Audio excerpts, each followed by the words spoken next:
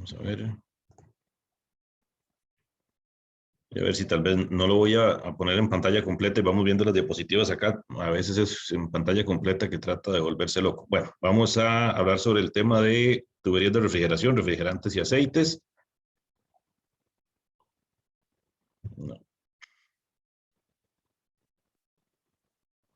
Ok, entonces esto que vemos en la imagen, cuando se está realizando el proceso, hablamos de que el manejo, y nos comentaba Tyron, el manejo de refrigerantes, cuando estamos realizando mantenimiento o una puesta en marcha de un sistema, pues requiere muchos cuidados en el proceso de preparación para evitar contaminación del sistema y una preparación correcta.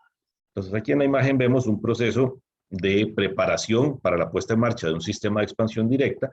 Este instrumento que vemos en la imagen es un medidor de vacío, un vacuómetro.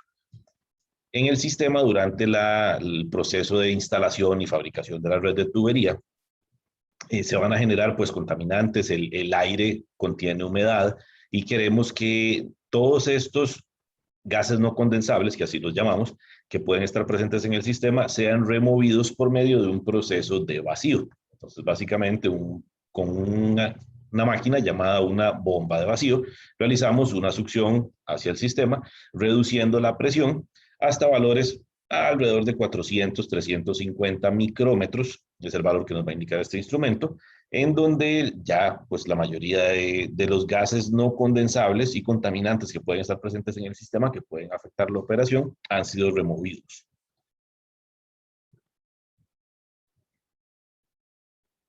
Ok, debido a las propiedades de resistencia a la corrosión y facilidad de instalación, el cobre y sus aleaciones son utilizados con frecuencia en instalaciones de aire acondicionado y refrigeración.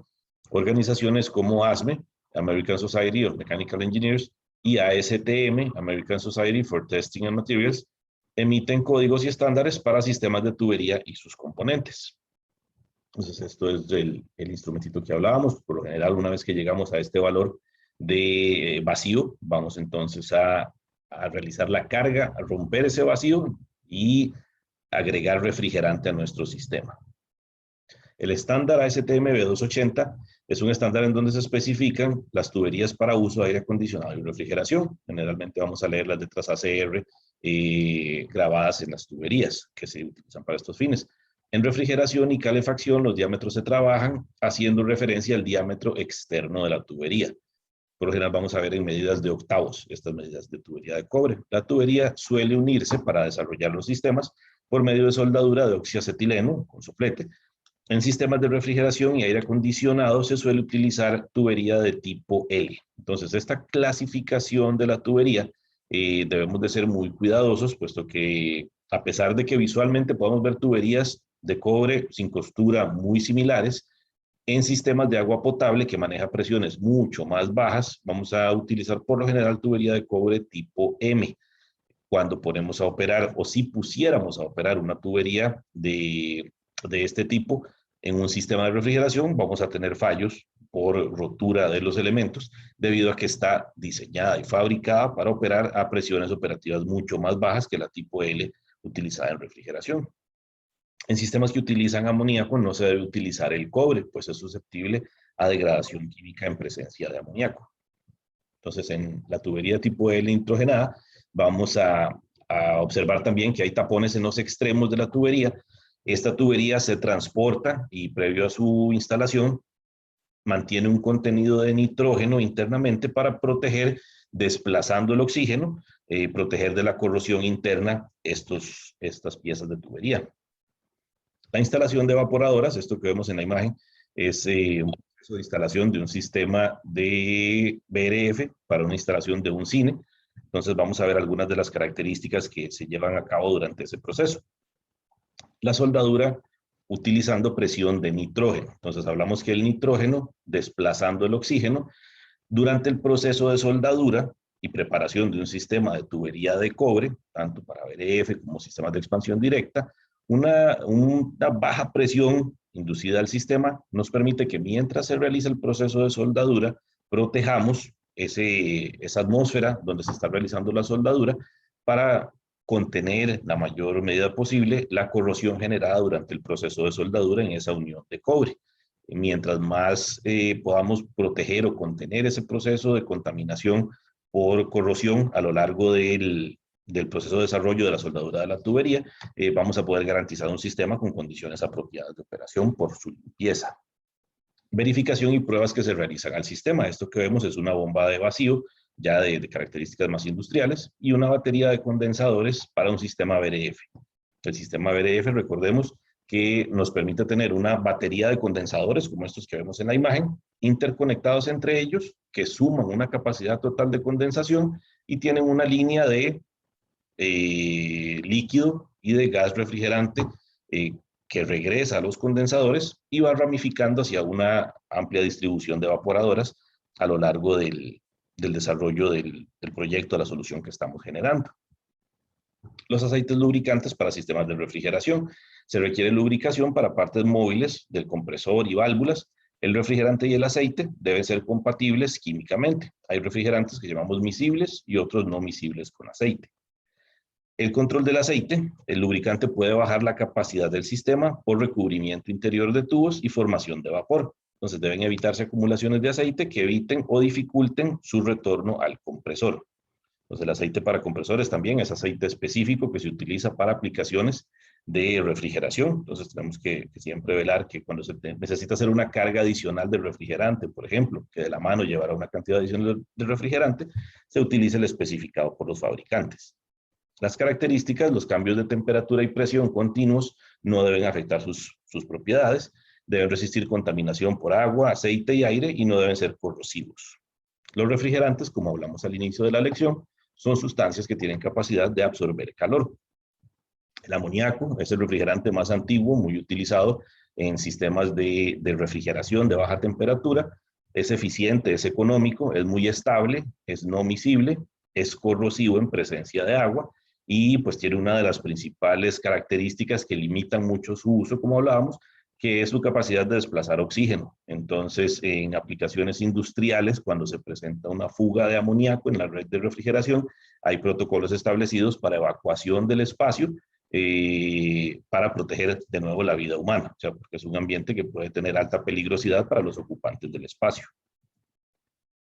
Hablábamos de los HFCs, los hidrocarbonos fluorados, compuestos químicamente formulados para ser buenos refrigerantes en un rango completo de temperaturas. Son no tóxicos, no irritantes, no inflamables, no corrosivos, no tienen olor, no color y son químicamente estables. Generalmente tienen buena miscibilidad en estado líquido. Las mezclas azeotrópicas, mezclas de 2 o más refrigerantes, presentan mayores eficiencias generalmente.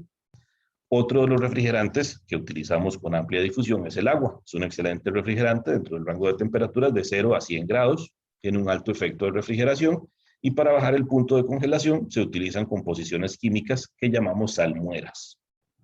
Una salmuera es pues una combinación a base de agua en donde a menores temperaturas el punto de congelación del agua suelen utilizarse salmueras como refrigerante. Menos de 32 grados Fahrenheit vamos a estar en condiciones de congelación del agua. Se consideran 3 tipos básicos generales de salmuera. Soluciones acuosas de sales orgánicas como cloruro de sodio o cloruro de calcio. Soluciones acuosas de compuestos orgánicos como alcoholes, en donde tenemos el etanol, el metanol, glicoles como etilén y propilenglicol. En general en los anticongelantes de los vehículos automotores vamos a ver la utilización de este tipo de compuestos anticongelantes con etanol o metanol generalmente o con glicoles. Y los hidrocarbonos fluorados y halocarbonos. Hablando sobre más detalles respecto a las salmueras, al utilizar líquidos diferentes al agua para sistemas de refrigeración y calefacción, se deben considerar la gravedad específica, viscosidad del fluido. Conforme aumentamos el contenido, por ejemplo, de glicol en una salmuera, vamos a tener que tomar consideraciones particulares en la determinación de nuestro sistema de bombeo, conductividad en ese fluido, calor específico, concentración y puntos de congelación y ebullición. Una alta transferencia de calor, valores altos de gravedad específica, conductividad y calor específico, con una baja viscosidad, van a promover una alta capacidad de transferencia de calor. Se debe observar que valores altos de viscosidad y gravedad específica resultan en una alta cabeza de bombeo, lo que hablábamos de verificar siempre nuestra especificación de sistema de bombeo conforme modificamos las características del fluido fuera de agua pura. Consecuentemente, Al incrementar la cabeza de bombeo, de la mano tendremos un incremento potencial en costos de bombeo. Se desean bajas viscosidades desde el punto de vista de transferencia de calor y de costo de bombeo, en particular a bajas temperaturas, cuando la viscosidad va a incrementar. A nivel de gases refrigerantes, como hablamos de forma similar al inicio de la lección, históricamente pues hemos visto presencia de gases llamados CFCs, clorofluorocarbonados, tienen un alto impacto por el contenido de cloro de deterioro ambiental. Los hidrofluorocarbonados, siempre conteniendo el elemento cloro, que es el principal responsable de degradar la capa de ozono.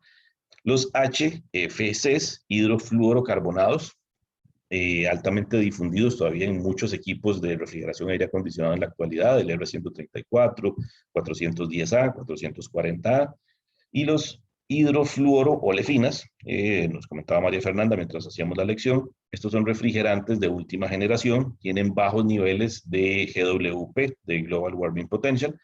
Se necesitan, cuando se hace uso de estos refrigerantes, cuidados porque en la actualidad tenemos alta flamabilidad en presencia de estos fluidos refrigerantes. Es todavía un tema que se está trabajando para controlar en el desarrollo de estas sustancias. Uno de ellos, el R1233ZD. Antes de realizar una carga de refrigerante en un sistema, se debe realizar una prueba de presión en el sistema. Recordando, por ejemplo, los sistemas que operan con agua pura. Tal vez una pregunta técnica. Tyron, ¿puedes activar el audio un momento? Sí, señor. Cuando hacemos una prueba en un sistema que opera con agua, estamos realizando un sistema nuevo o una reparación y queremos probar que no haya fugas, ¿qué tipo de prueba realizábamos a un sistema que opera con agua? ¿Cómo se llamaba la prueba?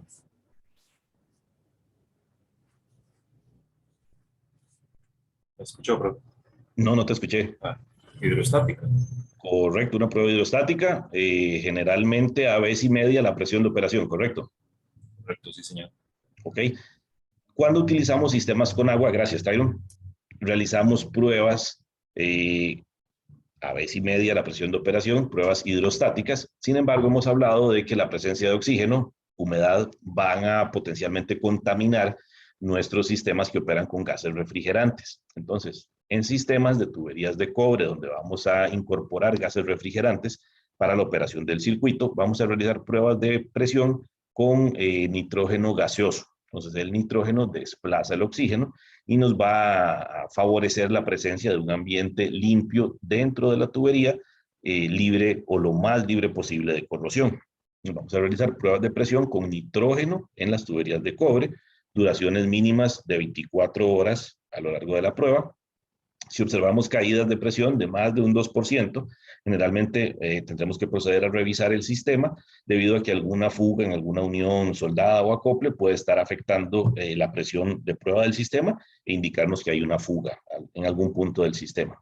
Considerar alguna pequeña pérdida, alrededor de un 1% de presión de nitrógeno, debido a las maniobras de conexión y desconexión de accesorios de medición e instrumentos como manómetros.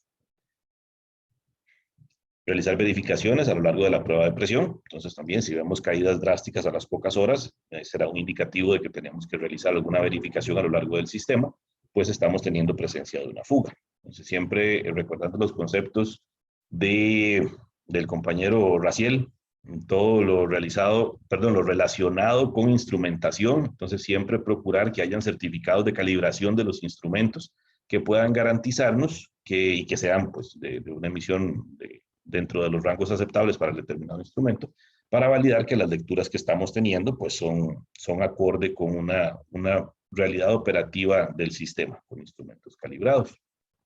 Lo que llamamos como el vacío y la posterior carga del refrigerante. Una vez que se cumple a satisfacción la prueba de presión y sabemos que el sistema no tiene fugas, se va a proceder a realizar el procedimiento que llamamos vacío. Se utiliza equipo llamado bomba de vacío para llevar el sistema a 500 micrones o menos.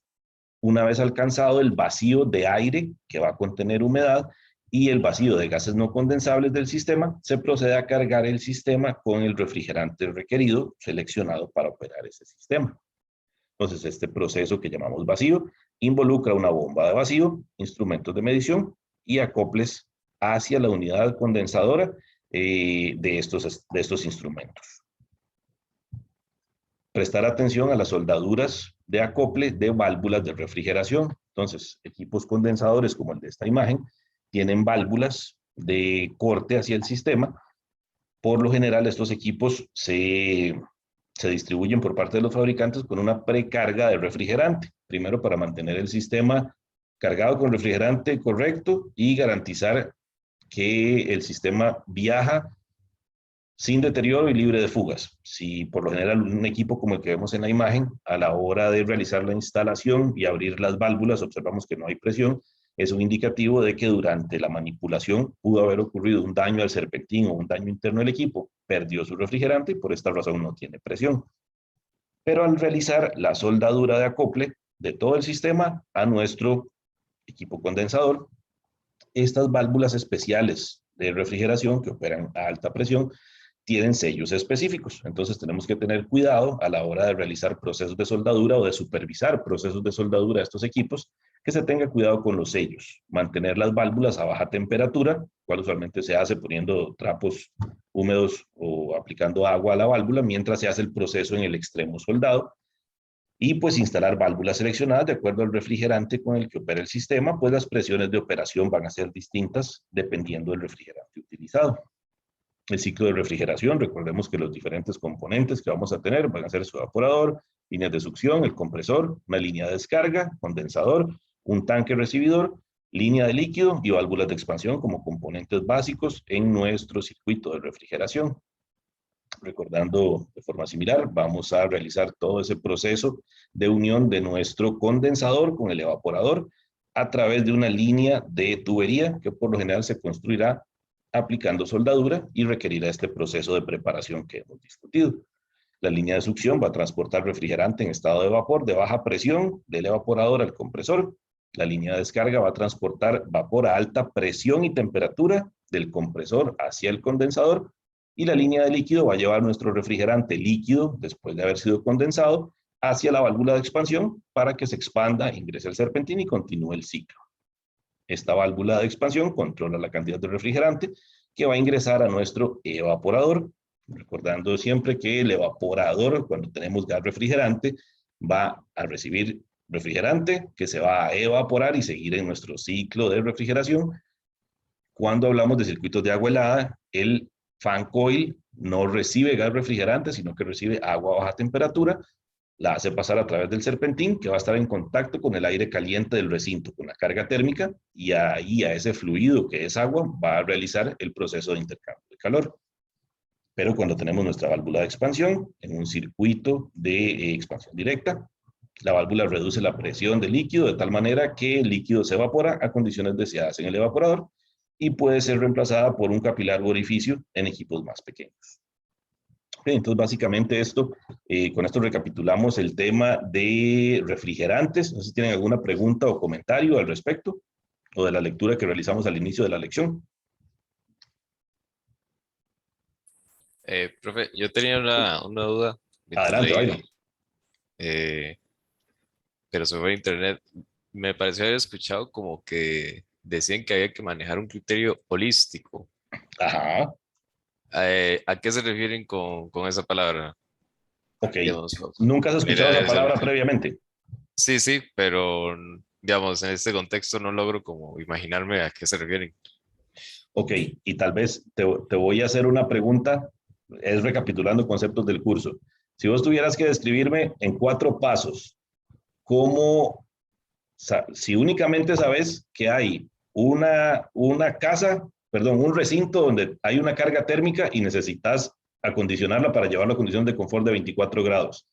Decime 4 informaciones o puntos de información que consideras que tenés que saber para poder tomar una decisión de realizar ese diseño de acondicionamiento. Muy básico, de confort de 24 grados, pero decime 4 puntos que tenés que considerar o que considerarías. En carga térmica. Para resolver ese problema, alguien en tu empresa dijo, bueno, usted es ingeniero mecánico, usted sabe de sistemas de refrigeración y aire acondicionado, hay que acondicionar ese espacio porque ahora van a ser oficinas de gerentes y ahí sepa que van a haber 6 personas distribuidas y dame una solución. Solo sabes Sí, eso. Y dame a la con lo que hemos hablado durante el curso, y así voy a responder tu pregunta sobre ese concepto holístico, al menos qué 4 consideraciones te detendrías a pensar antes de empezar a trabajar en la solución de ese problema. De ahí la cantidad de personas Ujú, que van a estar ahí y ujú, el tiempo que van a estar ujú, en la maquinaria, así, las luminarias, todo ujú. lo que puede haber ahí. Y en, bueno, y el espacio, ¿verdad? El espacio que implica el cuarto. Ok. ¿Pensarías en el ruido durante ese diseño? Ajá, ajá. ¿Pensarías en que esos equipos necesitan mantenimiento? Sí, sí, mantenimiento. El, ¿Pensarías que ese mantenimiento puede ser sucio o limpio dependiendo de dónde está instalado? ¿O puede ser muy peligroso, no? debería, debería ser limpio. Ajá, y deberías Bueno, de considerar si es peligroso o no, ¿correcto? ajá, ajá. Ok. Eh, deberías de pensar, ok, y pensemos que te dicen, bueno, listo, ya usted hizo su carga térmica, en la bodega hay unos equipos viejos, use eso. Y lo que te encontrás son equipos fan coils y condensadores para sistemas de 5 toneladas que funcionan con R22, que es un refrigerante clorado. ¿Qué dirías vos al respecto? Tu posición como ingeniero mecánico. Que están muy viejos y que no debería usarse R22 porque Es contamina. lo que hay y tenemos que utilizar eso. Ingeniero, hay que instalar eso. Haga un diseño que funcione con R22. Mm, De ahí, pues Tienes tu dice título, sos ingeniero. lo que ¿Qué dirías haría. vos? De ahí que, que cuánto vale, que cuánto pagan. Estas preguntas, lo que hablábamos de esa decisión holística, es realmente preguntarse eso. O sea, la próxima semana vamos a dar conclusión al curso. Nos veremos de nuevo, ya cada uno de ustedes ejerciendo profesionalmente en momentos de la vida. Pero hay que hacerse esa pregunta y te traigo ese comentario, Iron, porque eso sucede. Entonces sucederá el momento en el que tendrás que analizar, bueno, ahí hay un río a la par de la planta, ¿para qué necesitamos poner una planta de tratamiento para lixiviados y residuos grasos de la planta? Lleve un tubo y bótelo ahí y ponga matas nada más para que no se entere el Ministerio de Salud y listo. ¿Te parecería que eso es correcto? ¿O tu criterio de ingeniero diría que no? O sea, eso no es correcto, eso va a provocar un daño al medio ambiente que nos va a afectar a todos, a las futuras generaciones también, y debemos de proponer soluciones que causen el menor impacto al ambiente, ¿correcto? ¿Te parece que eso es pues nuestra finalidad trabajando como ingenieros e ingenieras, correcto? Ujú, ujú. ¿Lo consideras apropiado? ¿Lo consideras que así debería ser? Sí, bueno, sí, me parece que uno tiene que tener, digamos que su ética, ¿no? Y que más que nada cuando en situaciones así, responder a esas cosas con otro tipo de soluciones.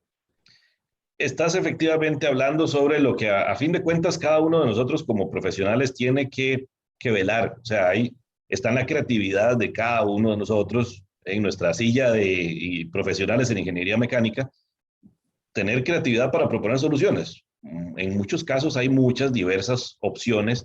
Sí, los costos pueden restringir o limitar muchas de esas soluciones, pero usualmente pues habrán diversidad de propuestas que pueden sin generar mayores impactos al ambiente o que sean sumamente controlados, resolver los problemas. Entonces, generalmente estas situaciones como la que acabo de hacer es completamente ficticia, pero es muy frecuente en la realidad. Entonces, el tratar de reducir costos inmediatos con un alto costo hacia la sociedad, hacia el medio ambiente, esas situaciones se van a presentar y vamos a estar involucrados en momentos donde hay que tomar decisiones basados en la ética profesional de cada uno de nosotros, en donde, como estás comentando, o sea, la decisión es, no, esa no es la mejor solución. Soy consciente de que eso va a ocasionar un daño en el medio ambiente, me va a afectar a mí, va a afectar a las futuras generaciones. Busquemos una solución que pueda estar adaptada a las limitaciones de presupuesto que siempre van a existir en todos los procesos industriales, pero que genere el menor impacto a nivel ambiental. Entonces es eso, el tener esa conciencia siempre en nuestro actuar profesional es lo que nos va a diferenciar como profesionales y de nuevo garantizar que siempre podamos procurar actuar basados en esa ética profesional de la que estamos hablando. Ok, entonces en resumen, esa decisión holística considera eso, o sea, hacerse esa pregunta. No es solo que tenga una carga térmica y yo sé que llega un pago a fin de mes y son 10 toneladas y hay equipos de R22 y se ponen equipos de R22 y que eso funcione. Es realmente detenernos un momento y decirnos, bueno, ¿qué otra opción tengo? Eso no es lo más apropiado. ¿Qué otra opción tengo que pueda realmente resolver el problema y generar globalmente el menor impacto en costos, en consumo de energía, en impacto ambiental y demás? ¿Te queda claro, Byron? ¿Querés hacer algún comentario al respecto? No, que sí, en definitiva, digamos que la palabra holística resume bastante bien esa idea. Ok, perfecto, te agradezco el comentario y la pregunta. No sé si algún otro compañero o compañera quiere hacer, en relación con lo que está comentando Byron, algún otro comentario de cierre de la lección del día de hoy. O que haya estado en una situación donde haya tenido que tomar una decisión similar a la que estamos comentando.